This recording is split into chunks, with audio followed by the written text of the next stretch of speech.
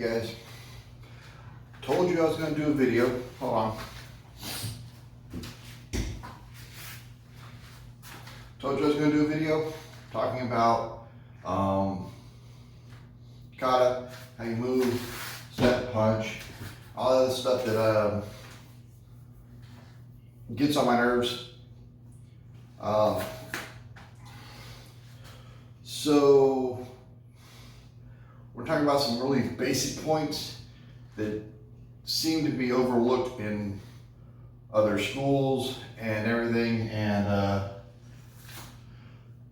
I've been to a few of the places that taught me the way I'm going to show you, and I've been to schools that mostly focus on sport where they're going to do what I'm going to show you right now, which is you got the front stance, and you, from here, you step in, punch.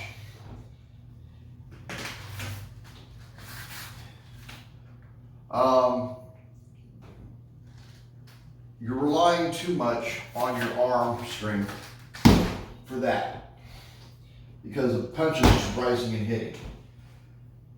You can shift your hips, but at that point, it's much like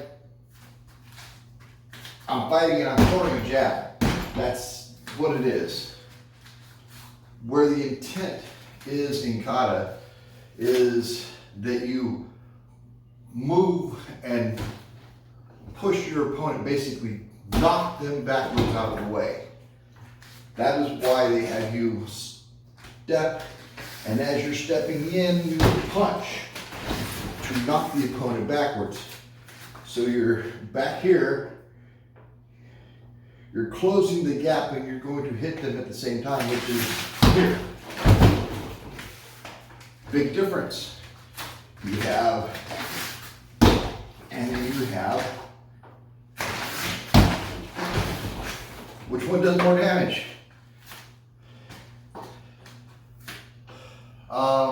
Same thing goes for doing back stances and Shiori Ookame. As you're pulling back, when you step in on kata, you're stepping, you're putting your leg behind somebody, or you're getting into a position where you've got them into an arm bar. At any rate, the point is that you don't step and then do it. It's done at the same time. I'm a bad example here because I'm not getting where I should be. So you're effectively getting into a position to put them over your leg, and you're coming across, bringing it down, or you manage to get them into an arm bar from here. At any rate, it's about 50-50 on the legs, 60-40, either one is good. But the point being is, when you don't, and this is the purpose of the whole moving and punching at the same time, is as I'm beginning my movement, I shift my hips, I pull in with this leg, reach out, and as I'm reaching out, the fist comes up, and I'm going to complete the turn. So it's shift, pull in, step out, step out, and punch comes out, and I'm going to complete the torque for the punch. And the punch comes, it doesn't follow the foot, it goes to the center. That's where you're going to be punching. You always punch to their center. So that's one thing that's been bothering me, because I've been watching people do kata, and it's always this thing of, and I'm like, that's why you lack power. You're not delivering what you should be delivering.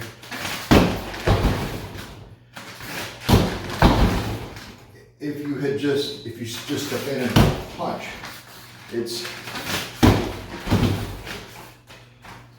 so there you have it. There's the difference. You have to ask yourself how effective you want to be when you do these punches. Another thing that I've been thinking about is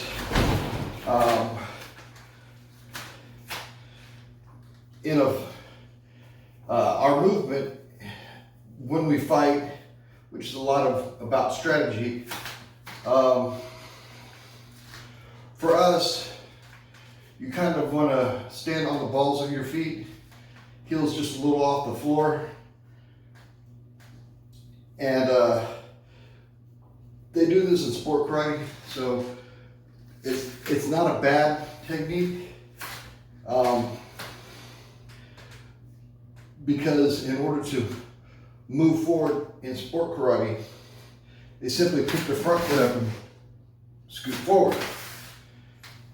That's not wrong, because when you're fighting and you have to get in quickly, you got it. And a lot of times you lead with that front hand and follow up. That can work in a street fight. I'm not such a traditionalist that I'm going to go, no, you can't use it. No, I'm a traditionalist, but I also believe use what works.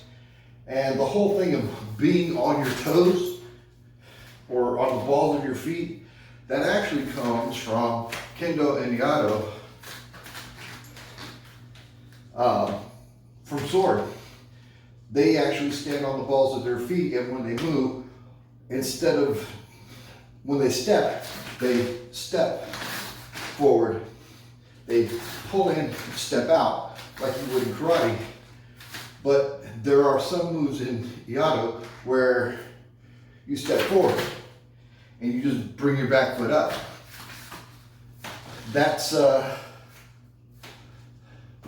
out of Iaido. Aikido does it because they have what they call a shomenate, where you have 1 foot forward, or you're in this stance, and as you step forward, you just allow your back foot to rise, just come right up. It's not really a step, as your foot kind of like drags behind you a little bit, but it's not really a drag either. It's kind of just like a slide. It's to bring your balance and bring your center back up so that you are well balanced, and it puts your full weight behind whatever you're doing. So, like if I step into this guy, I knock him over because I put my full weight behind it, and I do what they call in Aikido the unbendable arm, which is it's slightly bent at the elbow,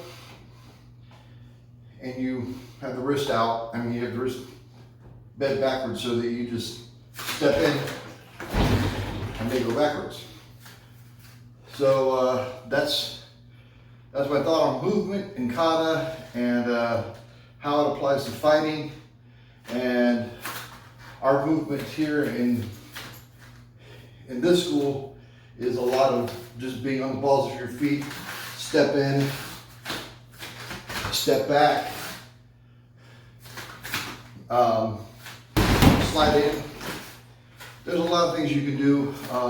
Footwork is very handy in fighting, especially when you want to avoid being hit, stepping to the side quickly. Or if you really have to, step. I just mean the mat slide. Step to the side. So there's something for you to play with a little bit. Hope you all enjoy these videos. Hope you get a little something out of them. Hope to help you. And don't forget, if you ever have any questions, just reach out. If I don't answer, Michael might be able to answer. If Michael doesn't want to answer, I will definitely answer. So keep your hands up, keep your eyes open, stay aware, and as Jim Wagner always says, be a hard target.